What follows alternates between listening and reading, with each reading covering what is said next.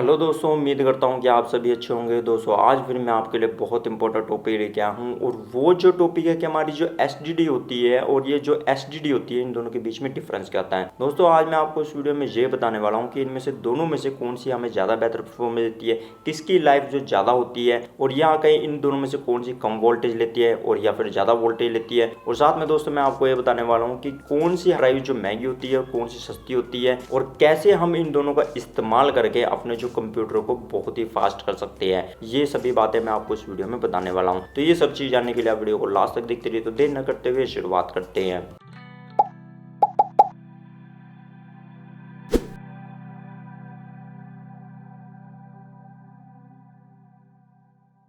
दोस्तों सबसे पहले हम बात करते हैं कि जो हमारी एचडीडी होती है इसका क्या मतलब होता है। एचडीडी का यहाँ पे मतलब होता है हार्ड डिस्क ड्राइव। दोस्तों आपने अक्सर देखा होगा कि जितने भी हमारे डेस्कटॉप होते हैं उनके लिए जो हार्ड ड्राइव होती है 3.5 इंच की हार्ड ड्राइव होती है। आपने देखा होगा कि इंटरनल जितनी भी हार्ड ड्राइव डेस्कटॉप में इस्तेमाल की जाती है 3.5 इंच की होती है और लैपटॉप के लिए जो होती है वो होती है 2.5 इंच की जो हार्ड ड्राइव होती है। आपने देखा होगा जितने भी लैपटॉप होते हैं उनमें सब में 2.5 इंच की जो इंटरनल हार्ड ड्राइव दी होती है। दोस्तों अब हम बात करते हैं कि हमारी जो हार्ड डिस्क ड्राइव में जो डाटा स्टोरेज होता है वो किस तरह होता है। दोस्तों वहाँ पे क्या होता है कि आपने देखा होगा कि हमारी जितनी भी हार्ड डिस्क ड्राइव होती है अगर आप उसे खोलेंगे तो वहां पे आपको डिस्क नजर आएगी, मतलब ऊपर नीचे डिस्क नजर आएंगी। तो उसमें क्या होता है कि वो जो डिस्क होती है मैग्नेटिक कोटिंग की होती है। उसमें क्या होता है दोस्तों कि वहां पे आपने देखा होगा कि वहां पे मूविंग हेड्स होते हैं और उसमें जो डाटा रिटर्न किया था वो किया था, मतलब वहां पे जो हमारे मैग्नेट होते हैं उनकी डायरेक्शन को चेंज करके वहां पे वो बिट्स को शो करता है। मतलब वहां पे जिसकी डायरेक्शन एक तरफ हुई उसे हम 1 मानेंगे, जहां पे डायरेक्शन नहीं चेंज हुई तो वहां पे से 0। मतलब इस तरह वहां पे जो हमारा डाटा होता है। तो दोस्तों वहां पे भी जितना हमारा डाटा होता है, मतलब आपने देखा होगा कि जितना भी हमारा डाटा होता है चाहे कोई भी आप कंप्यूटर के पास ले लीजिए 0 और 1 लैंग्वेज में होता है। तो वहां पे जो हमारा बिट्स रिप्रेजेंट करता है, मतलब अगर मान लीजिए 0 है तो वहां पे कोई डायरेक्शन में चेंज नहीं है और अगर मान लीजिए 1 है तो वहां पे वो डायरेक्शन में चेंज करता है, जिससे क्या होता है कि हमारा डाटा उस तरह जो हार्ड ड्राइव में सेव होता है। तो दोस्तों हमारी हार्ड ड्राइव में ये होता है, आपने देखा होगा कि वहां पे जो हमारी स्पिंडल भी होती है, मतलब क्या होता है कि वो जो हमारी जब तक डिस्क रोटेशन करेगी और हमारा हेड जो मूवमेंट करता है वहां पे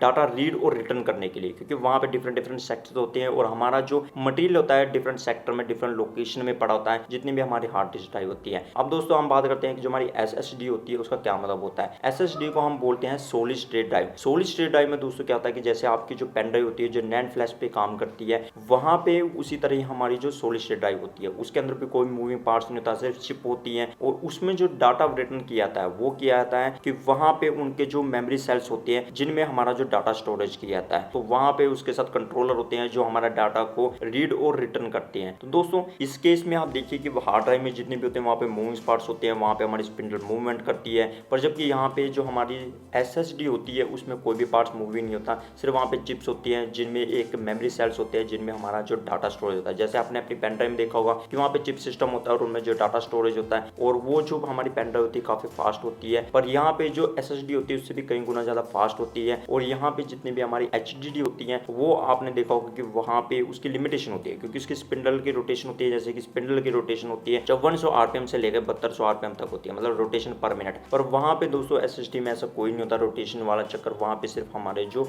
एक चिप इस्तेमाल की जाती है। तो दोस्तों हमारी सॉलिड स्टेट ड्राइव के अंदर जो हमारा इस तरह डाटा स्टोर किया था। दोस्तों अब हम बात करते हैं कि इन दोनों में से हमें परफॉर्मेंस कौन बेहतर देता है। तो दोस्तों जैसे मैंने आपको बता दिया है कि हमारी जितनी भी हार्ड ड्राइव होती है उनके अंदर क्या होता है कि जैसे डिस्क होती है और वो जो रोटेशन करती है और रोटेशन वो डिफरेंट डिफरेंट स्पीड पे करती है। आपने देखा होगा कि उनकी प्रॉपर्टीज में देखेंगे, आपने कोई भी हार्ड ड्राइव बाई किया तो उसकी जरूर लिखा होगा कि ये जो है 5400 आरपीएम की है, 7200 आरपीएम की है, कि वहाँ पे इसके 5400 लेके 7200 आरपीएम को आपको डिफरेंट डिफरेंट हार्ड ड्राइव मिल जाएगी। पर ज्यादातर आपको देखने को मिलेगा एक 5400 आरपीएम की होती है रोटेशन पर मिनट में, एक होती है 7200 आरपीएम की, कि वहाँ पे आपको देखने को मिल जाएगा। तो और साथ में क्या होता है दोस्तों, आपको जैसे मैंने बता दिया है कि उसके अंदर जो हमारे हेड मूवमेंट होती है, मतलब वहाँ पे मैकेनिकल पार्ट्स काफी होते हैं और स्पिंडल रोटेशन होती है, तो वहाँ पे हमें इतनी ज्यादा बेहतर परफॉर्मेंस देखने को नहीं मिलती। मतलब उसकी स्पीड जो होती है रीड और राइटिंग करने की वो उतनी ज्यादा नहीं होती। और यहाँ पे दोस्तों जैसे हमारी सॉलिड स्टेट ड्राइव होती है उसके अंदर कोई भी मूविंग पार्ट्स नहीं होता, तो वहां पे क्या होता है कि हमारी जो उसकी स्पीड होती है बहुत ज्यादा होती है। आपने जितने भी देखी होंगे जितनी भी हमारी हार्ड डिस्क ड्राइव होती है उसमें अगर जो वो कहीं जैसे साटा वर्जन 2 होती है जिसकी 3 गीगाबिट्स पर सेकंड तक होती है, पहले जितनी भी हमें हार्ड डिस्क ड्राइव मिलती थी वो जो होती थी साटा वर्जन 2 होती थी। अब जैसे टेक्नोलॉजी बढ़ेगी तो वहां पे साटा वर्जन 3 होती है जिसकी 6 गीगाबिट्स पर सेकंड की स्पीड बोलते हैं। पर दोस्तों जितनी भी हमारी हार्ड डिस्क ड्राइव होती है उनकी जो आपको ज़्यादातर मैक्सिमम स्पीड जो रीड या रिटर्न की मिलती है वो बहुत ही कम देखने को मिलती है। तो दोस्तों जितनी भी हमारी HDD होती है उनकी जो अगर हम स्पीड बोले मेगाबाइट्स पर सेकंड में अगर जो हम कहें तो वहाँ पे उसकी स्पीड आपको ज़्यादा 50 या 80 या 100 मेगाबाइट्स पर सेकंड तक देखने को मिलेगी। उससे बहुत ही कम मिलती है। आपने देखा होगा कि जब हम डाटा ट्रांसफर कर रहे थे तो उसमें स्पीड बहुत कम होती है। पर यहाँ पे दोस्तों हमारी जो सॉलिड स्टेट ड्राइव होती है उसमें जो हमें स्पीड बहुत ज़्यादा देखने को मिलती है। जो इतनी भी हमारी सॉलिड स्टेट ड्राइव होती है दोस्तों उसकी जो स्पीड होती है मतलब रीडिंग स्पीड जो बोली जाती है वो बोली जाती है कि 560 मेगाबाइट्स पर सेकंड, और उनकी जो राइटिंग स्पीड बोली जाती है वो लगभग बोली जाती है 520 या 530 मेगाबाइट्स पर सेकंड के करीब। तो आप देख सकते हैं वो हार्ड डिस्क ड्राइव से हमारी कितनी ज़्यादा बेहतर परफॉर्मेंस देती है। उससे ज़्यादा वैसे जितनी भी हमारी सॉलिड स्टेट ड्राइव होती है उससे ज़्यादा बेहतर जो परफॉर्मेंस देती है मतलब उससे ज़्यादा रीड और रिटर्न स्पीड जो होती है NVMe की होती है, जिसे हम बोलते हैं नॉन वोलेटाइल मेमोरी एक्सप्रेस। इसके ऊपर मैं डिफरेंट वीडियो बनाऊंगा, उसमें आपको समझाऊंगा कि ये जो स्पीड बहुत ज़्यादा इनसे देती है। मतलब सॉलिड स्टेट ड्राइव होती है पर उसका डिफरेंट वर्जन होता है PCI एक्सप्रेस वर्जन में, तो वो जो होती है हमें इससे भी ज़्यादा जो स्पीड देती है। फिलहाल हम जो हार्ड डिस्क ड्राइव और जो हम सॉलिड स्टेट ड्राइव का कंपैरिजन कर रहे हैं दोस्तों। अब हमने ये तो बात कर ली कि जो हमारी हार्ड डिस्क ड्राइव होती है जो सॉलिड स्टेट ड्राइव में हमें परफॉर्मेंस कौन सी बेहतर देती है, मतलब जिसकी रीड और रिटर्न स्पीड किसकी ज़्यादा होती है। दोस्तों यहाँ पे हमारी जो सॉलिड स्टेट ड्राइव होती है वो बाजी मार जाती है। दोस्तों हम बात करते हैं कि इन दोनों में से किसकी लाइफ ज़्यादा बेहतर होती है। दोस्तों मैं यहाँ पे बताऊँ कि जैसे आपको पता है कि वहाँ पे जो हमारे हेड्स होते हैं मतलब हार्ड डिस्क ड्राइव में वहाँ पे जो मूविंग पार्ट्स होते हैं जो डिस्क रोटेशन करती है, तो वहाँ पे दोस्तों क्या होता है कि जब हमारा हेड होता है उसके ऊपर जब रिटर्न कर रहा होता है तो कई बार क्या होता है कि जब मान लीजिए इलेक्ट्रिक शॉक की वजह से वो बीच में फंस जाता है या फिर मान लीजिए उसके ऊपर स्क्रैच पा जाता है जो हमारी डिस्क होती है मैग्नेट डिस्क के ऊपर, तो वो है क्या होता है कि वहाँ पे जो हमारे सेक्टर्स होते हैं खराब हो जाते हैं। आपने देखा होगा कि बैड सेक्टर्स वहाँ पे बनने शुरू होते हैं जिसकी वजह से क्या होता है कि आपका डाटा वहाँ पे कोई भी रिटर्न करते हैं या रीड करते हैं वहाँ से रीड राइट नहीं होता, तो वो जो हमारी हार्ड ड्राइव खराब होनी शुरू होती है। और क्या होता है दोस्तों कि वहाँ पे जब जैसे मैकेनिकल मूवमेंट्स पार्ट होते हैं तो उसकी वजह से भी मान लीजिए इलेक्ट्रिक शॉक की वजह से या फिर आप मान लीजिए आपके वहाँ पे हार्ड ड्राइव जो गिर जाए या फिर मान लीजिए कोई भी चीज़ आए या फिर चलते चलते एकदम से इलेक्ट्रिसिटी चलेगी आपकी, वहाँ से जो आपका हेड होता है एकदम से जो वापस आता है तो उससे क्या होता है कि उसकी लाइफ जो घटती है। और क्या होता है दोस्तों कि जैसे मैकेनिकल पार्ट्स होते हैं उनकी वेरिएटी काफ़ी होती है, उसमें वाइब्रेशन भी काफ़ी होती है क्योंकि उसमें जो रोटेटिंग डिस्क करते हैं आपने देखा होगा कि वहाँ पे वाइब्रेशन काफ़ी होती है। और उसके जो हेड मूविंग पार्ट्स होते हैं मतलब मैकेनिकल पार्ट की वजह से उसकी जो लाइफ बड़ी कम होती है। अगर दोस्तों वहाँ पे उसकी जो केयरिंग की जाए प्रॉपर से या फिर कहें कि वहाँ पे उसमें कोई प्रॉब्लम आए तो उसकी लाइफ जो मैक्सिमम कही जाती है वो कही जाती है 5 से जो हमारी 7-8 साल तक, मतलब इतनी जो उसकी लाइफ होती है अगर जो आप प्रॉपर चलाएं। आपने देखा होगा कि जितनी भी हमारी हार्ड डिस्क ड्राइव होती है वहाँ पे लिखा होता है कि ये जो है मीन टाइम फेलर मतलब कितनी आवर्स तक चल सकती है। आपने देखा होगा कि उसकी प्रॉपर्टीज में जी जरूर लिखी होती है। और साथ में दोस्तों जो हार्ड डिस्क ड्राइव की जो लाइफ होती है वो डिपेंड करती है कि आप उस पर कितना डाटा रिटर्न करते हैं। आपने देखा होगा जब भी आप हार्ड ड्राइव बाय करते हैं तो वहाँ पे जरूर लिखा होता है कि इसमें जो कितना डाटा रिटर्न किया जा सकता है, मतलब उससे बाद यहाँ पे जो फाइल्स एरर देना शुरू कर देगा। मतलब ये देखा जाता है कि आपने कितने आवर्स तक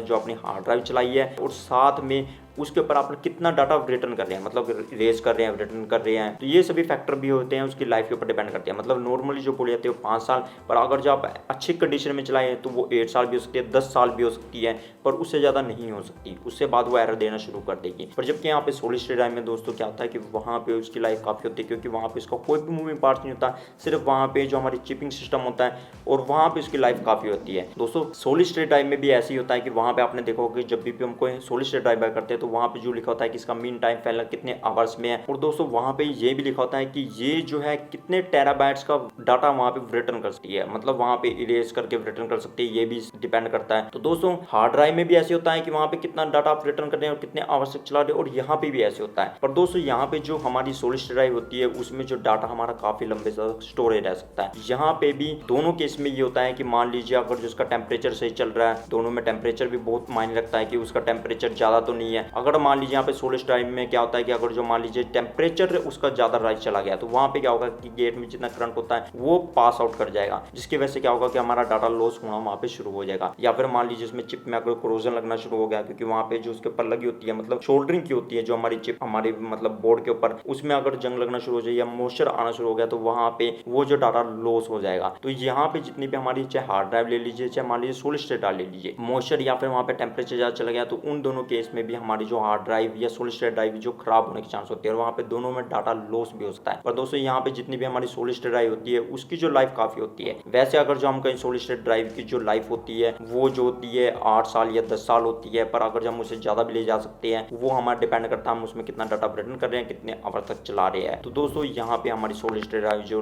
रिलायबिलिटी में वो जो बेहतर होती है, क्योंकि इसमें कोई भी मूविंग पार्ट्स नहीं, तो वहाँ पे चिपिंग सिस्टम होता है। तो दोस्तों आप दे सकते हैं कि वहाँ पे जो हमारी लाइफ में मतलब ज़्यादा सोलिड स्टेट ड्राइव ज़्यादा बेहतर होती है। अब दोस्तों हम बात करेंगे अगर मान लीजिए टेम्परेचर किसका ज़्यादा होता है। यहाँ पे क्या होता है कि जितनी भी हमारी हार्ड डिस्क ड्राइव होती है अगर उसका टेम्परेचर राइज हो जाए तो वहाँ पे हमारा नोटिस आना शुरू हो जाएगा, मतलब स्मार्ट मेथड में नोटिस आना शुरू हो जाएगा कि आपकी जो हार्ड डिस्क ड्राइव है वो क्रिटिकल मोड पे काम कर रही है, आप इसमें डाटा स्टोरेज कर लीजिए दूसरे हार्ड ड्राइव में, नहीं तो आप अपना डाटा सारा लॉस कर देंगे। पर जबकि यहाँ पे सोलिड स्टेट ड्राइव में क्या होता है कि वहाँ पे टेम्परेचर जो है उसका काफ़ी हाई पहुँच सकता है, मतलब हार्ड डिस्क ड्राइव के मुकाबले। और आपने देखा होगा कि जब भी आप वर्किंग कर रहे होते हैं तो आपका सोलिड स्टेट ड्राइव का इतना टेम्परेचर राइज नहीं होता जितना आपका हार्ड डिस्क ड्राइव का टेम्परेचर राइज होता है। क्योंकि दोस्तों क्या होता है कि वहाँ पे आपकी डिस्क रोटेशन करती रहती है और हेड भी मूवमेंट करता रहता है, जिसकी वजह से मैकेनिकल की वजह से वहाँ पे हीट प्रोड्यूस होती है, आपको वहाँ पे जो हार्ड डिस्क का ज़्यादा टेम्परेचर रहता है। पर जबकि यहाँ पे आप वर्किंग देखेंगे सोलिड स्टेट ड्राइव में वहाँ पे इतना टेम्परेचर राइज नहीं होता, उसका वर्किंग टाइम भी, और वो ज़्यादा टेम्परेचर तक भी जा सकती है। पर जबकि यहाँ पे हार्ड डिस्क ड्राइव होती है हमारी इतनी ज़्यादा टेम्परेचर तक नहीं जा सकती। तो दोस्तों अब हमने बात कर ली कि हमें परफॉर्मेंस कौन सी बेहतर देती है, हमारी जो लाइफ किसकी ज़्यादा बेहतर होती है, और जो हमारी आपको जैसे मैंने बता दिया है कि वहाँ पे जो हमारी वाइब्रेशन भी काफ़ी करती है जो हार्ड डिस्क ड्राइव होती है, और वो जो है हीटिंग प्रॉब्लम काफ़ी करती है। पर यहाँ पे जो हमारी उसमें जो वाइब्रेशन नहीं करती क्योंकि उसमें कोई भी मूवमेंट पार्ट नहीं होता, और यहाँ पे जो हीटिंग प्रॉब्लम भी बहुत कम देखने को मिलती है। और दोस्तों मैं आपको डिफरेंस बताना चाहता हूँ कि हमारी जो हार्ड डिस्क ड्राइव होती है और जो सोलिड स्टेट ड्राइव होती है इनमें से कौन सी पावर ज़्यादा कंज्यूम करती है। तो दोस्तों जैसे आपको पता है कि वहाँ पे हमारी जितनी भी हार्ड डिस्क ड्राइव होती है उसमें जो हमारी जो डिस्क रोटेशन करती है तो वहाँ पे उसके लिए पावर रिक्वायरमेंट चाहिए होती है, और जो हमारा एक्चुएटर होता है उसके लिए भी पावर चाहिए होती है। तो वहाँ पे हमारे मूविंग पार्ट्स के लिए हमें काफ़ी पावर देनी पड़ती है। मतलब यहाँ पे क्या हुआ कि हमारी हार्ड डिस्क ड्राइव जो होती है काफ़ी पावर कंज्यूम करती है। पर जितनी भी हमारी सॉलिड स्टेट ड्राइव होती है उनके अंदर जैसे आपको पता है कोई भी पार्ट्स नहीं होता, वो चिप सिस्टम पे काम करती है, तो वहाँ पे उसे बहुत ही कम लेस पावर चाहिए होती है। मतलब आपने देखा होगा कि जितने भी हाई परफॉर्मेंस आप लैपटॉप आते हैं उनके अंदर आप हार्ड डिस्क ड्राइव नहीं देखेंगे, वहाँ पे आपको सॉलिड स्टेट ड्राइव देखने को मिलेगी। क्योंकि वहाँ पे दोस्तों क्या होता है कि हमारी जो लैपटॉप मान लीजिए पहले जो होती थी हार्ड डिस्क ड्राइव होती थी जो बैटरी काफ़ी कंज्यूम करती थी, पर आप जो SSD लगा के वहाँ पे क्या होता है वो जो है कम पावर कंज्यूम करता है, जिसकी वजह से हमारा जो लैपटॉप है काफ़ी देर तक बैटरी बैकअप देता है। तो दोस्तों ये इनके बीच में एक और डिफरेंस हो गया। तो दोस्तों अब हम बात करते हैं कि मान लीजिए अगर कोई हमें हार्ड ड्राइव बाय करनी हो, मतलब HDD बाय करनी हो, मतलब 1 टेराबाइट की, और SSD बाय करनी हो 1 टेराबाइट की, तो उनके प्राइस में क्या डिफरेंस है। तो दोस्तों जैसे आप देखिए कि हमारी जितनी भी 1 टेराबाइट की जो आपकी हार्ड ड्राइव होती है, मगर आप कोई लेंगे जिसकी जो RPM होंगे 3200 RPM होंगे, 5400 RPM होंगे, और उसकी कैच मेमोरी भी होगी, मतलब मान लीजिए 32 MB या 64 MB की कैच मेमोरी होगी अगर जो 1 टेराबाइट की, जो बहुत बढ़िया होगी मतलब गेमिंग परफॉर्मेंस के लिए, तो वहाँ पे आप देखेंगे कि उसका जो प्राइस होगा आपको 3 से 5000 के बीच में वो जो हार्ड डिस्क ड्राइव मिल जाएगी, मतलब 1 टेराबाइट की। अगर दोस्तों मान लीजिए वहीं पर आप सॉलिड स्टेट ड्राइव लेना चाहें मतलब 1 टेराबाइट की, तो वो जो है 9000 से लेके आपको 10000 की रेंज के बीच में मिल जाएगी। कहीं में दोस्तों आपने ये भी नोटिस किया होगा कि हमारी जो SSD होती है 1 टेराबाइट की वो बहुत महंगी होती है, मतलब 10000 से भी उनका जो रेट ज़्यादा होता है। वो इसलिए होता है दोस्तों कि वहाँ पे उनकी परफॉर्मेंस काफ़ी बेहतर होती है। वो इसलिए होती है कि उनका जो मीन टाइम फेलर होता है, मतलब लाइफ होती है उनकी काफ़ी ज़्यादा होती है, उसमें डाटा रिटर्न आप ज़्यादा कर सकते हैं, उनकी कैच मेमोरी भी काफ़ी ज़्यादा होती है, मतलब उसमें आपको कैच मेमोरी काफ़ी देखने को मिल जाएगी। इसीलिए वहाँ पे आपको जो SSD होती है वो जो है काफ़ी महंगी मिलती है 1 टेराबाइट की। पर दोस्तों उससे बाद अगर जो हम देखें कि 1 टेराबाइट की अगर जो NVMe ले हम, जिसे हम नॉन वोलेटाइल मेमोरी एक्सप्रेस बोलते हैं, वो जो होती है आपको उससे भी ज़्यादा रेट में मिलती है। मतलब अगर आप 1 टेराबाइट की NVMe लें तो वो आपको 17 से 22000 तक मिलेगी। वो इसलिए मिलेगी दोस्तों क्योंकि उसकी रेटिंग स्पीड भी बहुत होती है, मतलब जो PCI एक्सप्रेस स्लॉट की तरह होती है, मतलब M2 स्लॉट होती है, तो वहाँ पे आपको स्पीड उससे ज़्यादा मिलेगी। तो दोस्तों इसके ऊपर मैं अलग से वीडियो बनाऊंगा कि जो हमारी सॉलिड स्टेट ड्राइव होती है पोर्ट वाली और जो हमारी सॉलिड स्टेट ड्राइव वाली PCI एक्सप्रेस वाली होती है, मतलब NVMe होती है, इन दोनों के बीच में डिफरेंस क्या होता है उसके ऊपर मैं अलग से वीडियो बनाऊंगा। अगर आप चाहते हैं इसके ऊपर मैं वीडियो बनाऊं तो आप मुझे कमेंट सेक्शन में जरूर बता सकते हैं। तो दोस्तों अब आपको इन दोनों के बीच में प्राइस का डिफरेंस तो पता चल चुका है। अब दोस्तों हम बात करते हैं कि इन दोनों का कॉम्बिनेशन करके आप अपने PC को कैसे फास्ट बना सकते हैं। दोस्तों मैं आपको एग्जांपल के थ्रू बताता हूँ आप क्या कर सकते हैं। दोस्तों आप क्या कर सकते हैं कि मान लीजिए 120 GB या 240 GB की सॉलिड स्टेट ड्राइव बाय कर सकते हैं। उसमें आप क्या कीजिए कि उसमें विंडो इंस्टॉलेशन कीजिए, मतलब C ड्राइव का जितना भी डाटा आप उसमें सॉलिड स्टेट ड्राइव में रखिए, मतलब एक विंडो ऑपरेटिंग सिस्टम जो आपका सभी कुछ है जिसमें आपका प्रोग्राम इंस्टॉल हो या कुछ भी हो वो आप जो है सॉलिड स्टेट ड्राइव वहाँ पे इस्तेमाल कीजिए। और डाटा स्टोरेज के लिए आप जो है हार्ड डिस्क ड्राइव का इस्तेमाल कीजिए। जैसे मैंने क्या किया था कि मैंने काफ़ी टाइम पहले मैंने 120 GB की जो सॉलिड स्टेट ड्राइव बाई की थी, उस टाइम तो काफ़ी महंगी आती थी, मैंने 5000 के करीब में बाई की थी जो उस टाइम पे सॉलिड स्टेट ड्राइव। तो दोस्तों उसमें क्या किया मैंने कि मैंने जितनी भी अपनी सी जो विंडो होती थी मैंने सारी जो अपनी इसके अंदर इंस्टॉलेशन की, प्रोग्राम इंस्टॉल किए ताकि मेरे जो प्रोग्राम काफ़ी अच्छे तेज चले, या आप गेमिंग खेलना चाहते तो वो भी काफ़ी फास्ट चले। और जितना भी मैंने 1 टेराबाइट अलग से लगाई हुई थी उसमें मैंने क्या किया, जितना भी मेरा जो डाटा स्टोरेज है, मान लीजिए कोई भी पिक्स है या मेरा जितना भी डाटा है जिसका मैं बहुत कम इस्तेमाल करता हूँ, या मान लीजिए मुझे उसका कभी कभी इस्तेमाल करना पड़ता, तो मैं क्या करता हूँ कि वो जो है अपना सारा डाटा जो हार्ड डिस्क ड्राइव में स्टोर करके रखता हूँ। क्योंकि आपको पता है कि जो हमारी 1 TB हार्ड ड्राइव है काफ़ी सस्ती आती है, और जबकि हमारी 1 टेराबाइट की जो सोलिड स्टेट है काफ़ी महंगी आती है। तो आप क्या कीजिए, वहाँ पे सोलिड स्टेट बाय कीजिए और अपने PC में लगाइए, और वहाँ पे अपनी जो सी है उसके अंदर जो गोस्ट कर दीजिए, या कहीं कि उसकी एक कॉपी बना लीजिए, या आप क्या कर सकते हैं दोबारा से फिर दोबारा विंडो बना लीजिए, जिससे क्या होगा आपका PC काफ़ी फास्ट चलेगा। दोस्तों पहले क्या होता था कि मेरा PC काफ़ी स्लो चलता था, मतलब वो जो है बूट काफ़ी लेट में होता था, पर अब मेरा PC है जो बहुत जल्दी फास्ट होने लग चुका था, और मतलब उस पर काम वर्किंग जो मैं करता था वो हैंग भी नहीं करता था। तो दोस्तों इन दोनों के कॉम्बिनेशन से आप अपने PC को ऐसे फास्ट कर सकते हैं। दोस्तों मैं आपको एक और बात बताना चाहता हूँ कि हमारी जितनी भी सॉलिड स्टेट ड्राइव होती है और जो हार्ड डिस्क ड्राइव होती है वो कितने टेराबाइट तक अवेलेबल है। पहले जो GB में होती थी, पर अब जैसे टेक्नोलॉजी बढ़ती गई तो अब टेराबाइट में आती है। जितनी भी हमारी सॉलिड स्टेट ड्राइव होती है वो जो आपको 120 GB से लेकर आपको जो 4 टेराबाइट तक मार्केट में मिल सकती है, मतलब आप ऑनलाइन बाय कर सकते हैं। पर आप देखिए 4 टेराबाइट का कितना आपका रेट होगा। तो दोस्तों यहाँ पे हम क्या कर सकते हैं कि हमारे पास इतना बजट नहीं है, तो हम 120 से 240 GB की वहाँ पे सॉलिड स्टेट बाय कर सकते हैं, जिसमें हम अपना ऑपरेटिंग सिस्टम डाल सकते हैं, सॉफ्टवेयर डाल सकते हैं, जिससे हमारे PC की काफ़ी बढ़िया परफॉर्मेंस हो जाएगी। और यहाँ पे जो हार्ड डिस्क ड्राइव होती है वो हम अपना डाटा स्टोरेज के लिए रखते हैं। जैसे कि जो हमारे हार्ड डिस्क ड्राइव होती है वो जो अब 1 टेराबाइट से लेके आपको 14 टेराबाइट तक आपको मार्केट में मिल जाएगी, और वो उनकी स्पीड भी आप काफ़ी अच्छी होगी पहले से, क्योंकि उनमें जो कैचे मेमोरी काफ़ी ज़्यादा हो चुकी है। जैसे मैंने बताया कि पहले जो होती थी इतनी ज़्यादा कैचे मेमोरी नहीं देखने को मिलती थी, मतलब जितनी हार्ड डिस्क ड्राइव होती थी, पर वह अब वहाँ पे कैचे मेमोरी जो होती है काफ़ी देखने को मिल गई है। वहाँ पे आपको 32 MB, 64 MB, 128 MB, 512 MB तक आपको जो कैचे मेमोरी देखने को मिल जाएगी, जो अब हार्ड डिस्क ड्राइव आ रही है। तो दोस्तों उम्मीद करता हूँ आपको जो हार्ड डिस्क ड्राइव और सॉलिड स्टेट ड्राइव होती है इन दोनों के बीच में पूरा डिफरेंस पता चल चुका होगा। तो दोस्तों उम्मीद करता हूँ आपको वीडियो अच्छी लगी होगी। अगर आपको वीडियो अच्छी लगी है तो उसे लाइक कीजिए, शेयर कीजिए और कमेंट कीजिए। साथ में चैनल को जरूर सब्सक्राइब कर ले और साथ में बेल आइकन को हिट कर ले, ताकि आप जिस तरह की नॉर्मल वीडियो की नोटिफिकेशन पा सके। तो दोस्तों अगली वीडियो में आपको फिर मिलता हूँ नॉर्मल वीडियो के साथ, तब तक सीखते रहिए और आगे बढ़ते रहिए।